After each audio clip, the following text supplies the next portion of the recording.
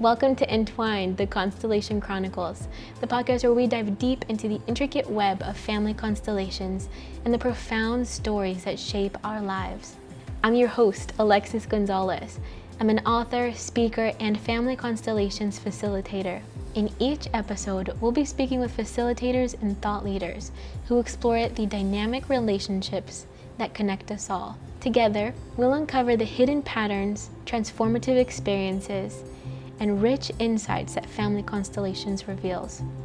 Thank you for joining us on this journey as we explore the entwined stories of our past, the present moments we share, and the futures we're creating together. I hope you enjoyed today's episode. Welcome back to Entwined.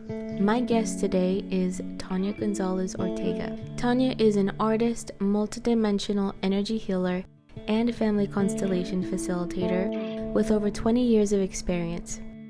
She combines practices like Reiki, crystalline consciousness, and family constellations to help people activate their own inner healing power.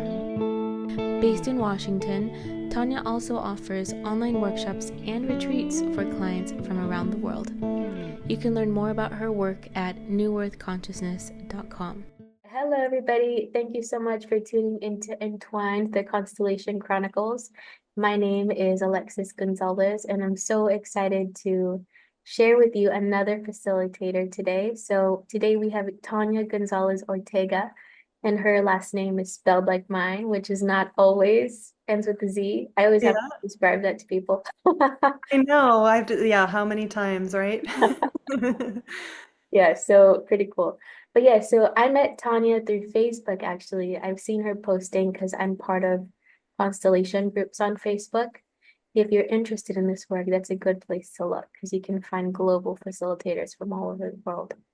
So Tania, she posts some really cool posts about groups that she's having or specific themes that she's doing for constellations. So I'm really excited that she submitted to be here and on Entwined and was interested to join us.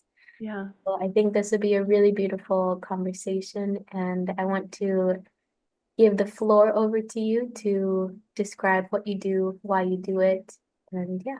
So when you're ready.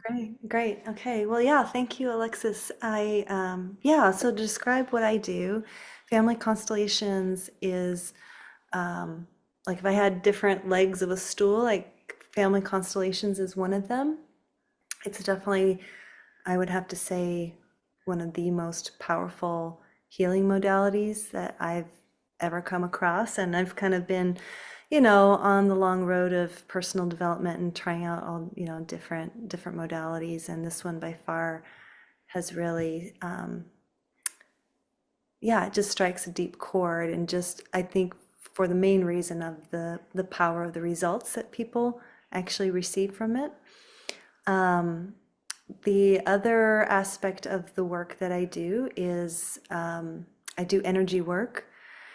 So I studied Reiki, like a lot of people, and then another modality called crystalline consciousness technique.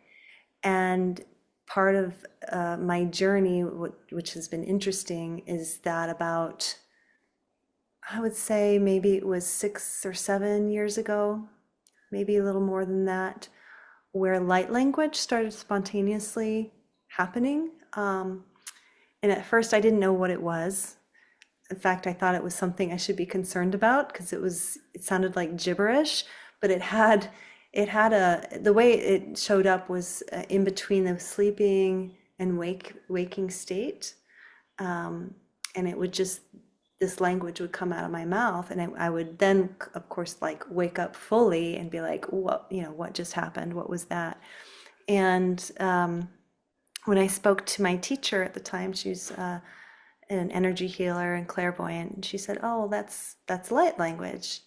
It's a good thing. It's nothing to be concerned about. You're just, you're connecting to your multidimensional self, and it's, light and information that's coming through." And I'll back up for a second. So before that started happening, I did start seeing in a higher astral realm where I was being shown what light language was. it's interesting because the way light language shows up here, it shows up as sound. People sometimes use their hands, sometimes they sing or they write it. But in this other dimension, like in its purest form, light language is literally light, and it's moving, and it's like definitely very intense, very bright, and holds a lot of information. So I started bringing that into my work, and so that's another aspect of what I bring, which is the energy healing aspect.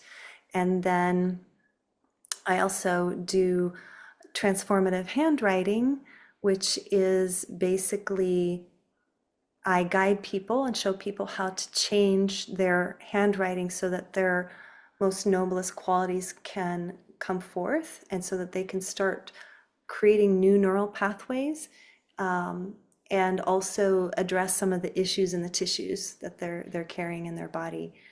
And this information is not well known. I didn't know about the power of handwriting until it was just 3 years ago. And we've all been taught unhealthy forms of handwriting.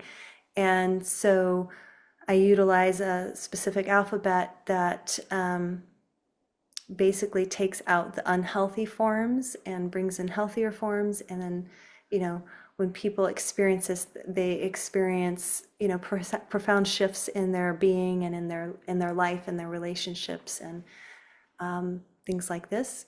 And so yeah, that's kind of the nuts and bolts of it. But and I also have an artist background, so I do really love working with creatives or with people who maybe are stuck creatively, that are finding themselves like, wow, I'm not as inspired anymore. I'm not as fulfilled anymore. Like something's missing, and so I kind of help them find that creative spark again, so they can reconnect to their vitality and their inspiration.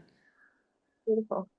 So I feel like people learn very deeply when they hear stories of people or can see themselves in somebody else's story. So I love to ask facilitators their journey to getting to constellation. So what was, because usually it's like there's a hardship, there's a healing Yeah. crisis, my teacher calls it. So I'd love to hear maybe if you want to share about your family or what led you specifically into coming across this work. Yeah, so I grew up in a dysfunctional family, just about like everybody else. And was a very sensitive child, and my parents didn't know how to deal with my sensitivity and my intelligence. I was also very, very bright and very creative. And so sort of fast forward after graduating college, I really kind of had this feeling of like, I don't know, I felt like there must be more to life than this, right? Like there's something more to life than what we're being taught. And at that time, I had started meditating on my own, and very naturally was drawn to like the teachings of Alan Watts and Zen and different religions. I'm like, they're all talking about the same thing. And so um, I ended up going into a yoga teacher training, thinking like, oh, I want to be a yoga teacher so I can teach the children. So that's how I started out, as I was a teacher at a Waldorf school.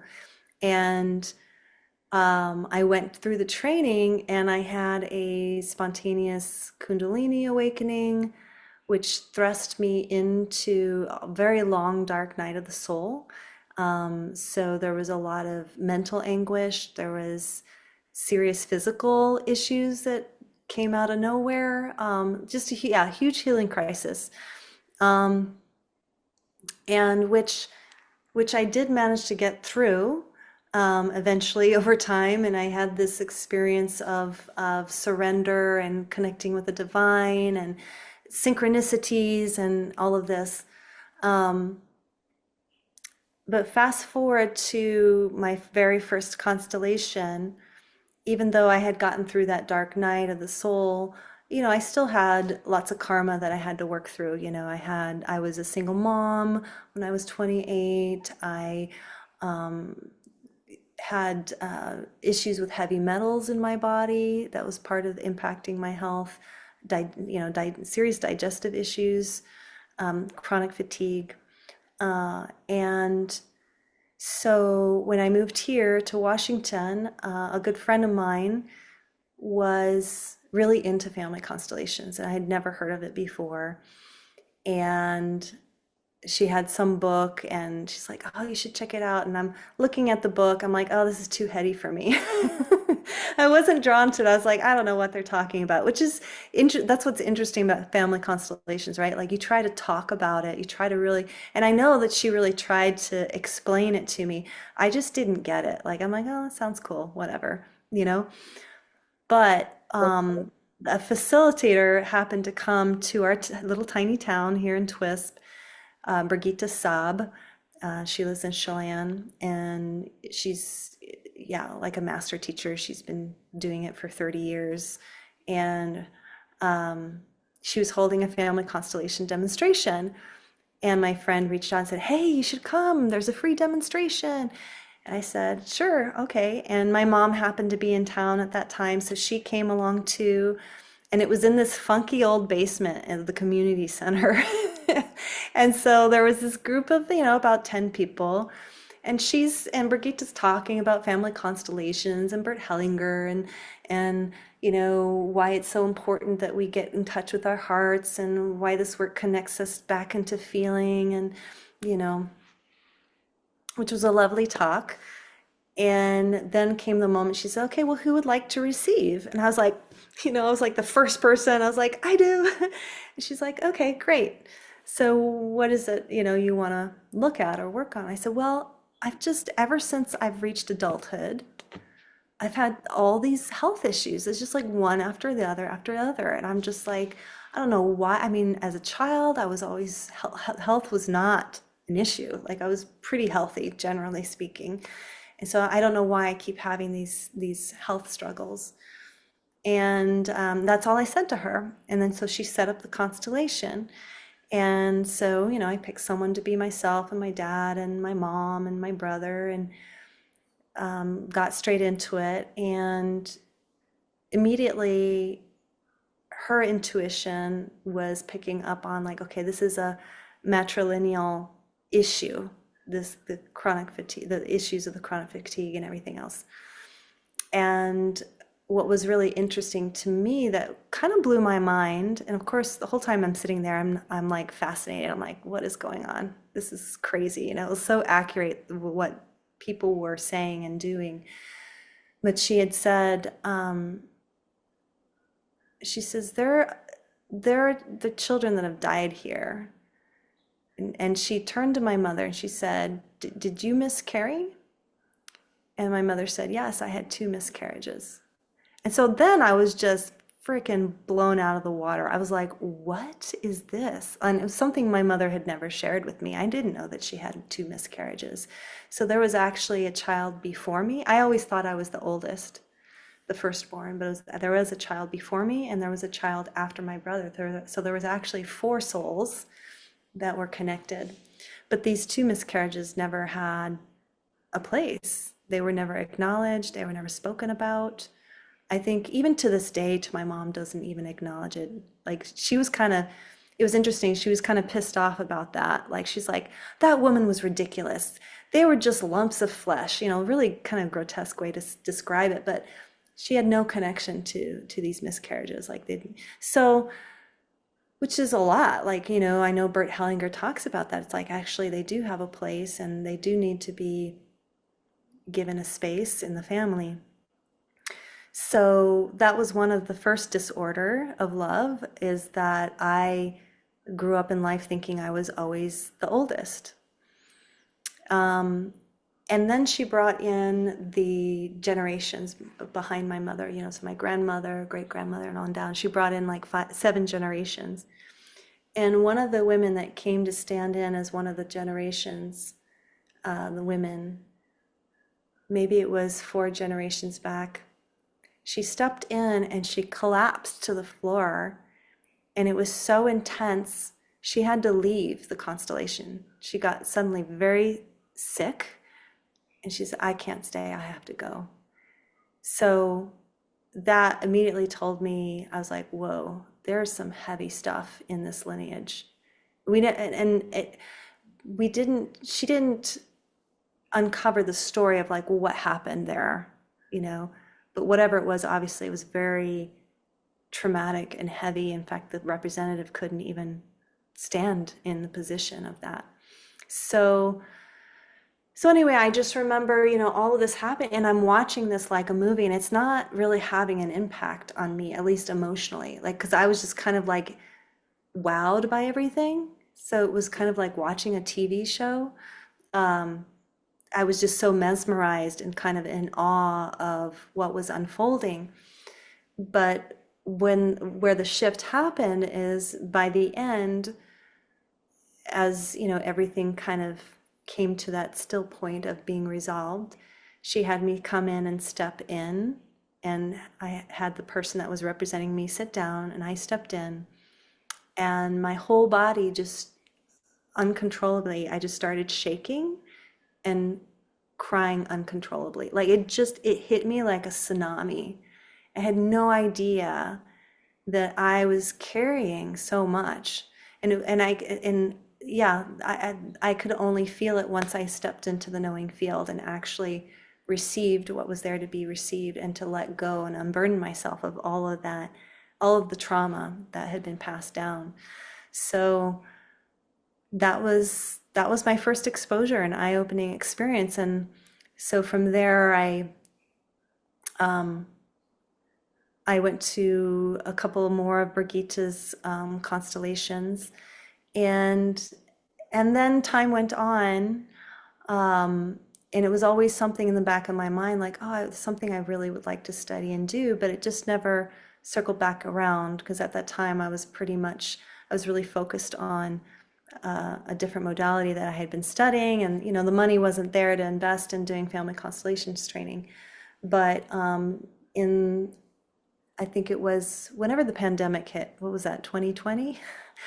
Um, I ended up signing up for a relationship program with Carolyn Hauser, and part of her program was bringing in family constellations as part of doing relationship work. And again, you know, it was amazing and very eye-opening. And after the completion of that program, she invited me to be her apprentice. She's like, "Would you like to learn and be my apprentice?" And I said, "Wow, well, that would be amazing." And so she took me through her training, and I started working with her clients, the couples that signed up for her program, and I just started doing that, specifically just focusing on relationships. And she had a certain kind of like a progression or formulaic progression of the constellation. So like, and I know family constellators have different approaches, but for her, it was very much a program. So it was like the first constellation, I was to work with the couples in finding the balance between the divine feminine and divine masculine, for example.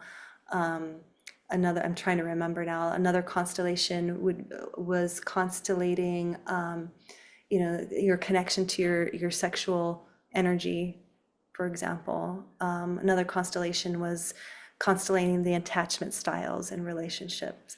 So that's kind of how I started doing the work, and I just kept going. The people that I worked with were always, it was almost like every session was so profound. People were so moved, and I was moved too. Like I was blown away. Like I didn't, you know, as a constellator, you just don't know what's going to happen. And I always there's always some level of healthy doubt, you know, like, okay, I don't know, this is what's coming through. I don't know if this is right, you know, and when I always would check in, I'm like, well, how does this land? They're like, oh my gosh, yes, 100%, totally resonates. You're right on point. And I just go, wow, this work is just amazing, because it's just coming through. So the way I would, so I wasn't initially doing workshop style. It was more like one-on-one, you know, with couples, where I would do all of the the sense work. But yeah, that's how the door opened, was that very first constellation in the basement of the community center, and not knowing what I was getting myself into. Um, but yeah, It's yeah. so funny because my training began right when the COVID thing happened as well. Mm, Yeah, so I was going through a lot in my home life. So, I mean, my whole life I've had these moments of, like you said, the dark nights where it's like a death mo moving into a rebirth or a brand new beginning. That's what my mhm. book is about. But that was another moment right before I came across constellations. And I had never even done one constellation. I jumped into training. Oh wow. Oh my gosh. Well, I didn't what? even know what it was at all. You just, your body just knew. They're like, your body's just like, yeah, sign up for This is this. what you're doing. No, but I had been in the metaphysical, spiritual self-development kind of realm for years prior. So like I've gone to the jungle, I've done like the ayahuasca stuff, I've learned like breath work, meditation, like Yeah. whatever it is, lucid dreaming. Like I was so into even understanding what is our connection to the afterlife and can we connect with past on loved ones. So mediumship was part of my journey and Mm, psychic development and stuff. So I mean, there was many things I learned before I got to this work, but it was just so perfect timing where all of this stuff was kind of falling apart to kind of push me into staying with my teacher. So there was like abuse happening in the house. I was like in my mid 20s, probably like 24 or something, mhm, 24, 23. There was abuse happening.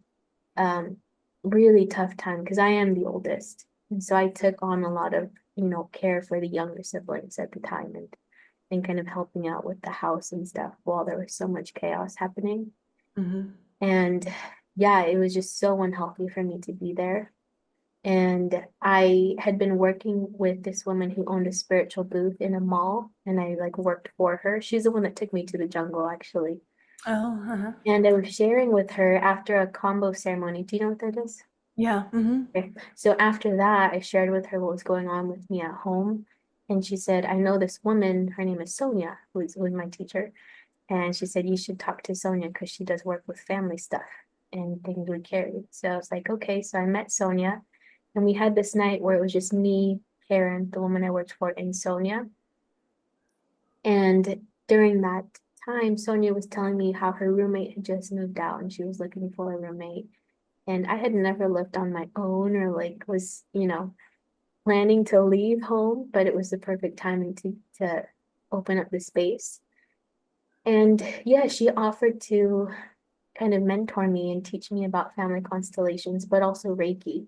So I learned Reiki at the same time, but I Mhm. never felt super called to offer Reiki or really to do much with Reiki, although it's in everything that I do, but I did learn that. But Uh-huh. something about constellations was just like, I know that's what I'm supposed to do, even though I've never done one. Then Mm. we did one. And yeah, since that day, it's kind of like this is my life and what I feel called to continue forward with. And it's kind of the only modality that has kind of kept me where it's like this light that I know that's the one. So I Yeah. really connect with what you said about it's powerful work and you know it when you experience it. But I feel so lucky that that was my first experience because I lived with Sonia for a whole year. And so Wow. it's like every day learning her stories, every day hearing about why she brought in certain representatives or why she did this. And yeah, she's learned from some really cool teachers too, which I want to learn from eventually. Like she said, Stefan Hausner is one of the best ones. So he's the one I Huh? have to see. Have you seen that one? Nick? Stefan Hausner, you said? Yeah, Oh Stefan no. Hausner for anybody at home that wants to research. He has a book that's called uh, Even If It Cost Me My Life, I believe is what it's called. Oh yeah, I've heard of that one. Yeah. Um, Apparently he works a lot with like illnesses as well. So, but one day I'm gonna be going there to meet him. Beautiful. So yeah, but yeah, that's how I came across it. So it's almost like we had the same journey jumping into training at that time. That is interesting. That It is really makes interesting. At sense. a time when it was not done online, like family constellations before COVID was all in person. But you I know? was going to say it makes sense that it's almost like the field was calling in people because there's such a big shift that's happening, or a lot of asking from the world for solutions. So it Yeah, seems like maybe that was purposefully done by the field to bring in people to share it with others. So yeah. yeah, I got Yeah, chills I think listening. yeah, I mean, it's definitely, I mean, it's interesting how many people still haven't, I mean, it's not completely saturated, right? There's still so many people who've never heard of family constellations. They're like, what is that? It's like astrology? Is it like stars? Like what is, and it's like, no, no, no, no, it's none of Tell me that, about it. you know?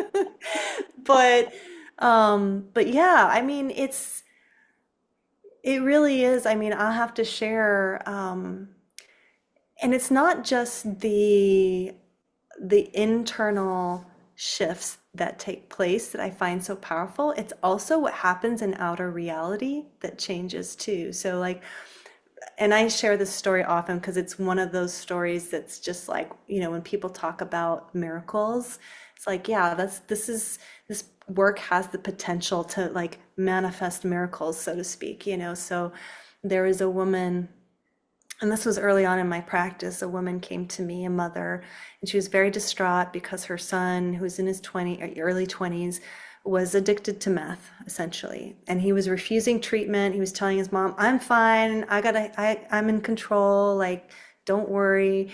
And there was a history of addiction in the family, alcoholism specifically. And so she wanted a constellation. I said, well, I can't do a constellation for your son because he's an adult and that would be violating free will and choice, but we can do one for you and see what happens. So we did the constellation, brought her in, her son. Turns out like there was this loyalty that he had with the grandfather that was, addicted to alcohol and I don't even really honestly, it's so interesting about family constellations is that I have a hard time remembering what actually happened in the constellation.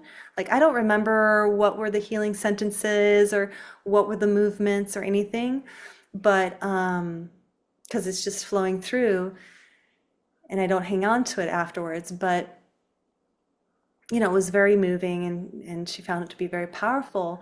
And then literally I don't even know if it was 2 weeks, it might have been just a week. She emails me and she says, my son has just reached out to me and says he wants to go into rehab and get help. And the whole family, I mean, it was like the whole family got on board. And they also were getting, 12-step therapy and that kind of stuff, AA stuff. And as far as I know, like the whole family's doing great. The son is recovering and so on and so forth. So it's just so black and white. It's like to me, I'm like, that is absolutely the result of her saying yes to getting constellation work. I really believe, had she not done that, it would have been a different outcome, for her son and for herself. I love that you share because I think that's such an important point that we don't do this work to shift somebody else who is not willing or wanting it. That's Yeah, some Sonia definitely like really drilled into this like this isn't to change anybody else, it's for yourself.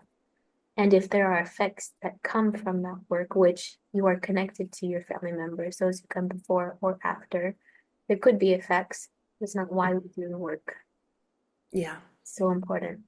yeah, yeah. I had it was interesting. There was another instance where a mother came to me who wanted to do a constellation for her son who was of the age where that would be allowable, right? Like, for we can do constellations for children if we have the parents' permission. So but what was really interesting to me, it was so obvious that the child's symptoms and all the behaviors that he was exhibiting, that she was struggling with to manage, is because she hasn't done the work herself. And so unfortunately, she was not able to see or take in, like, you are actually the problem. The kid is just, you know, acting out and showing you everything that's wrong with this family system, with the stuff that you haven't dealt with yourself, like, and you're putting it all on him. Like, it didn't go over well, and it didn't go further, unfortunately. But It could have been the seed yeah, that opened something. But as you said that, that reminded me back to your story where you carried something that your mother wasn't willing to look at or to process.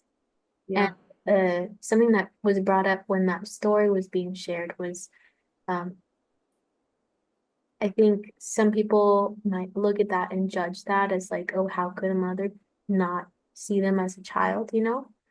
But really, I think it's important to realize there are coping mechanisms that come into play. Hmm. We have so much grief that we're not able to process or to look at. And we all have ways of running from some bigger emotions. This work is about helping them to move through so they don't, I guess, have a hold on us in the same way. But yeah, I think it's very important that we all have compassion for those parts that maybe are hard to look at. Yeah. Yeah, and it's not about judgment either, you know, it's just like, well, this is what is, you know, and um, like with the case of the mother that I was just describing, it's like, well, she's not ready. She has so much trauma, she's not ready to face it. And until she's ready, like this whole dynamic is going to continue. And it's not good or bad, right? It just is. It's like Bert Hellinger was saying, like, there is an order to love. Like, you can you can judge it if you want. It's kind of useless to do so, because it's almost like there's a law and an order to the universe, to nature, to families, to love. And um yeah, so it's important to note, like, it's not about judging good or bad, Yeah. right or wrong. I watched a video on YouTube by Bert Hellinger. I don't remember exactly what it was called. Hmm. He was sharing specifically about facilitators who want to fix something. And really you're coming in there like your inner child is wanting to come in and fix something or almost like be the hero of the scene. And I had that at the beginning. And it shows Yeah. you being a facilitator is like you dive right into your stuff and like working on your own stuff. And I could see that how much I wanted to be the helper kind of thing. But that really manifested from me wanting to help my mom or help my dad. And Yeah. but in this video, he was sharing really you're taking from them rather than giving to them.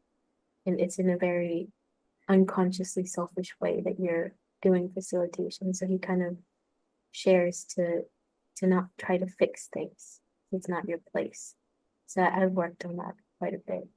Yeah, like, you do have to let be what it is, because it's true, not some constellations don't resolve themselves, or there isn't always a healing between two family members, for example. Like, the constellation might close and it's just like, yeah, no, I still hate my parents. Like, yeah, I get it, you Yeah. know? I did a I did a live demonstration in LA like 2 days ago, and I have a slide that talks about kind of the process and it has pictures of me doing it. And I say the first step is the intake where we do questions and stuff. The Hmm. second step is the constellation. I break it down very simply. And then the third step is resolution. And then in that moment, I felt called to say, when I say resolution, I say that very loosely because sometimes the resolution is to have no resolution really, because this work can sometimes just be about acknowledging and seeing where does it come from. And that's the first step to open it up. Doesn't mean that it has to all be solved right in this particular first one. And it's Right. up to the system and what the system is ready to move. So Yeah. Yeah. Can you hear that sound in the yeah, background? yeah, it's okay. Okay. No Um, worries. sorry, but yeah, so yeah, the resolution part, yeah, very loosely. It's really allowing, and sometimes, and I don't know if you've come across this, but sometimes the best healing sentence to say is, this is going to take time. you know, like it might not resolve in this generation, or it might take a few years, or, but to let it be where it needs to be, and to trust in that, um, is important. Mhm. You said a specific word, non-duality, and this is also on your website that you went to India. Is that right? That's where you I went? didn't go to India, but No, I okay. but I studied with gurus from India. Yeah, And you yeah, also said that Alan Watts is one of your inspirations. I know he's very interested in that topic. yeah, I research facilitators that I work with because to me it's very important that this is done ethically or with people who are very passionate about this work and also do their own self-exploration. And I watched one of your videos because for anybody who wants to know, she has a YouTube channel called New Earth Consciousness. But I watched one specific video which we were talking about Joe Dispenza. oh yeah, Okay. And I think in that video you guys were talking about yeah, like not just staying up on the surface of like all the good things in life. I think that is very connected with non-duality and yeah. accepting our unacceptable parts. Like yeah. So if you could talk a little bit about that, I think that would be really powerful here. Yeah, I think that yeah, there's so much, I think, in pop culture. That's not the right word, but mainstream culture, where yeah, the focus is all about, oh, just, raise your vibration, think good thoughts. I mean, it was even taught in the ashram that I lived in. There's a path in yoga. It's called Raja Yoga, which is all about your thoughts. And yes, it's true that your thoughts matter and they affect reality. But when we are trying to, if there's some part of ourselves that we don't like and we're resisting, we're thinking, okay, well, if I just think positively, or I don't pay attention and I just stay focused on what it is that I want, that it'll somehow go away. Um, and, you know, the truth of the matter is that those dark aspects of ourselves, they don't go away. They'll just shapeshift into something else and come out. They'll find an expression somehow. It's just, when you think about consciousness and how it's always evolving, we never it's there's no final destination, so it's always expanding. The light is always expanding, so obviously the light is always going to continue to illuminate whatever's in the dark. So you can't stop it. That's the thing. And if you really do try to stop it, that's where then you're kind of wreaking havoc for yourself, right? Like that's when it starts to show up as disease, or psychoses, and things like that. So and that's what I love about like family constellations is, okay, well, this part of you that's maybe angry all the time, or maybe is always comparing yourself to somebody, and just when we turn to our shadows, and it's not that we have to give ourselves over to them, but that we're aware and we just acknowledge that they're there. And through non-reaction, that's when I think that's where the truth can be revealed. So, for example, when I was going through my healing crisis, I remember having a talk with my brother and feeling like, and I was just kind of coming out of that, but I still had, symptoms of chronic fatigue. I still had the health stuff going on, but at least I was out of the extreme depression, anxiety, and so forth. But there would be days where I would kind of slip back a little bit, and maybe the depression would kind of, show up. And I remember talking with him, and I was feeling anxious because I could feel like, oh, I feel like the depression is coming back. And I was explaining that to him, like, oh, I'm just really worried that it's going to come back. I don't know what to do. Like, I don't want to go back there. And he said something to the effect of like, well, just sit with it. What's so terrible about being depressed? And it stopped me, and I was just like, oh, right. I guess I could just be with it. And then when you actually allow yourself to be with it, then it doesn't have that power over you, and you realize, oh, it's just a sad moment or a sad feeling, or yeah, maybe I am low energy. Oh, I'm low energy today, you know. But it's when we stop the judging and judging ourselves for what we're feeling, and if we can just be with it, that's where then we can be at peace, right? Like that's true peace. True peace is not, oh, of course it's easy to be at peace when life is great, right? Everything's honky-dory, everything's going smooth, but that's not reality, right? Like life's going to have bumps. There's going to be shit shows, it's going to be problems that we have to face. And to really master inner peace is to be able to have the ability to be with whatever circumstance that you're in without going into the reaction. And even if you do go through a reaction, to observe it, like, oh wow, okay, I'm reacting, like just constantly naming what's there and being present with what's there. When we allow ourselves to sink deeper and deeper into presence, that's where then the self-knowledge and the understanding of like, oh, I see that this jealousy or this anger or this depression is here because whatever, I have this pattern of dot, dot, dot, whatever it is, fill in the blank. And so when we come to the awareness, then that's where we can move forward with more maturity, I would say. Yeah, that's what I loved about constellations as well, was the rawness and their vulnerability and the openness to anything and all that comes up. So when I met Sonia, I was that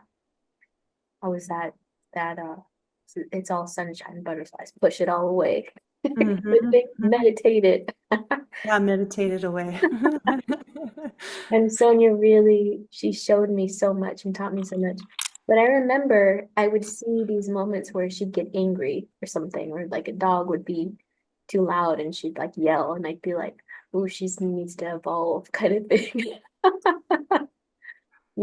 But really she always said whatever you see in somebody else that uh triggers you, bothers you, it's because you're pushing it away in yourself and not allowing yourself to go there either. And so I did a lot of that work of like tuning into my anger, because growing up, like that was not allowed. You're not allowed to be angry. Yeah, same here. As a girl, like be a nice little lady. Oh yeah, be a good girl, It was not okay for Yeah, girls to be angry. No, not at all. yeah. Yeah. The moment I tapped into that was really empowering, and seeing everything has light and dark, which this goes back to that non-duality. It's like that's definitely what Sonia taught me, was like stepping into your power is a really good thing, because that's where you push forward in your career. That's where you have your vitality for life and your like zest for moving forward. And tuning into that power can be used for both good and for bad. And yeah, just the non-judgment of all of it, I think was really beautiful for me to see. And now I don't judge people when they're angry. I'm like, yeah, you're empowering yourself. Or you're It's creating hard. your boundaries. Yeah. Yeah, I know it's taken like yeah, I was definitely disconnected from my anger until I became a parent. And then all of it came up, and I was like, whoa, where did this come from? Oh my God, I'm exactly, I always told myself I would never be as angry as my father was. And then when I had a child, I was like, oh, there it is. Like, there's the anger. And yeah, yeah, it has a purpose, and yeah, we have to learn to feel it to master it. And Have you seen Inside Out? yes, Yeah, that's a good one. yes, it is a good one. Definitely, definitely. I went to the movies and saw the new one, and was Uh-huh. connecting it to constellations because I knew about these things now. And it was really connected, like allowing space for anxiety or allowing space for the sadness. And I think it was really well done. Seen Mm-hmm. it? I've not seen the new one. Okay, well, you should see that one. It's cute. I didn't know there was a new one. Oh, I live out in the country, so we have like one movie theater. wow. You said So watch. I don't know. Yeah, I'll have to look for it. Yeah. Yes. Well, I guess that's a good point because the reason I'm making this podcast is to connect facilitators to people in their areas. Mm. So, yeah, so you said for Washington, do you do in person or is it mostly like Zoom?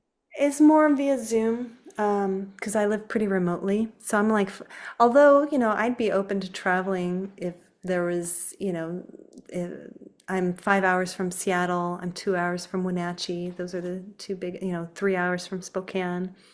Um, and I do in-person stuff here once in a while when there's enough people interested. But yeah, I do hope to host, retreats here because it is beautiful. Like it's a great place to come, vacation because it's just nature and rivers and trees and wildlife and all of that. Um, but it is a journey, to get here. You have to be willing to go through the mountains and drive a few hours to get here from an airport.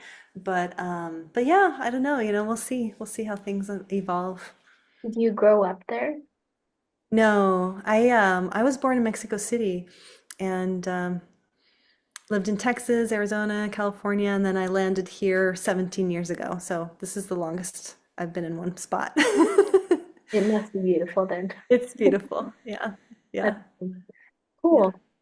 Is there anything specific that you'd like to share with people here about, I don't know, constellations or just some Yeah. guidance?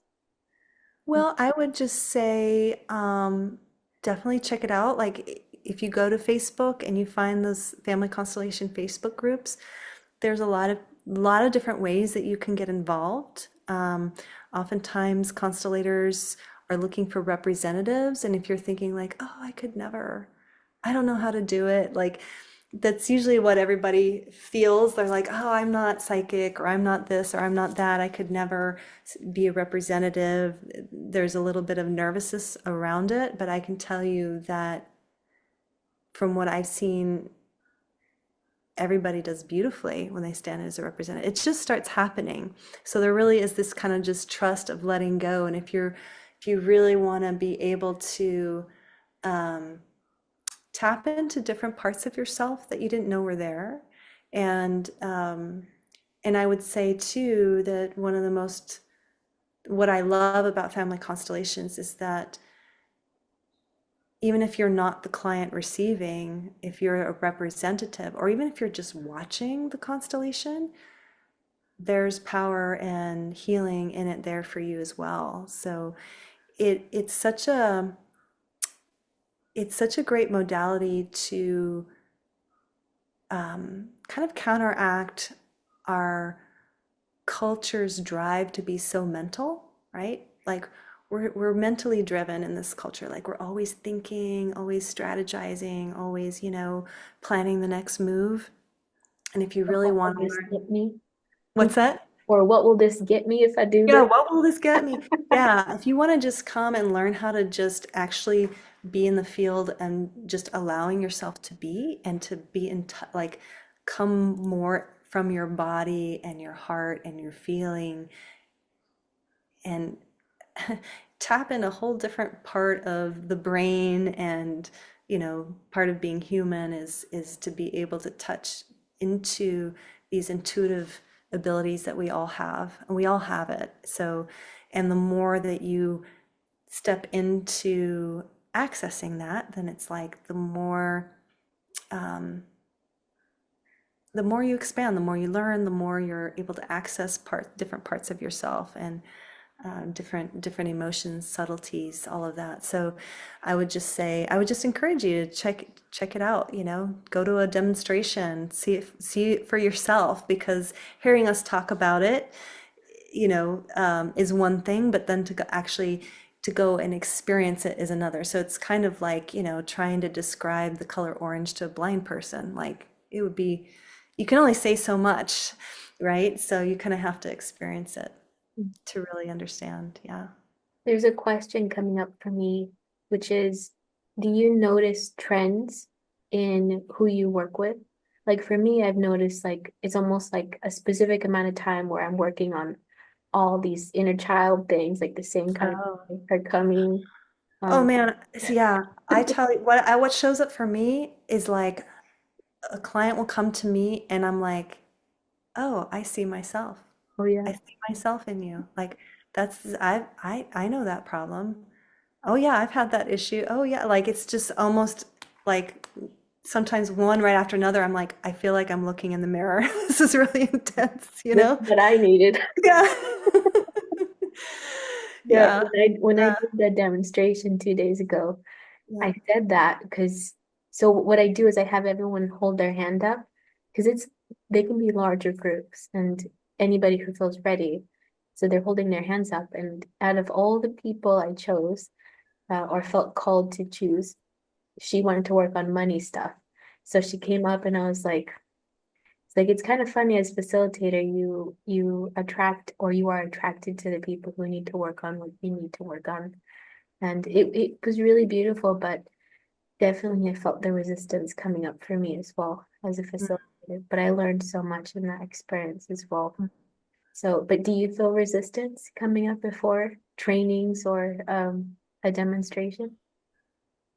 Oh yeah. I mean, I think for me, I don't know if it's so much resistance. If anything, it's more of like questioning my ability to actually facilitate. There's always a little bit of fear and a little bit of like, can I actually do this? You know, like people are, there's a huge sense of responsibility of like, these are people's lives and it's delicate work. And yeah, there's always, you're always going into the unknown. So the unknown is, can, yeah, oftentimes just feel very unsettling. And so I would say that's how it shows up for me. It's just kind of like, okay, here we go into the dark. Like I have no idea what's going to happen and can I do this or is it going to get wild and crazy? And like can I hold it together? There's all of that.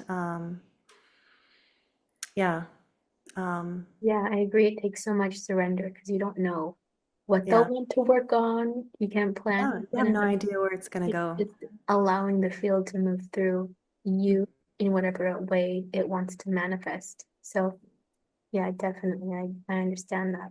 And also Yeah. I think it's very honest and very it's actually a really good thing that we don't feel like we have it all figured out or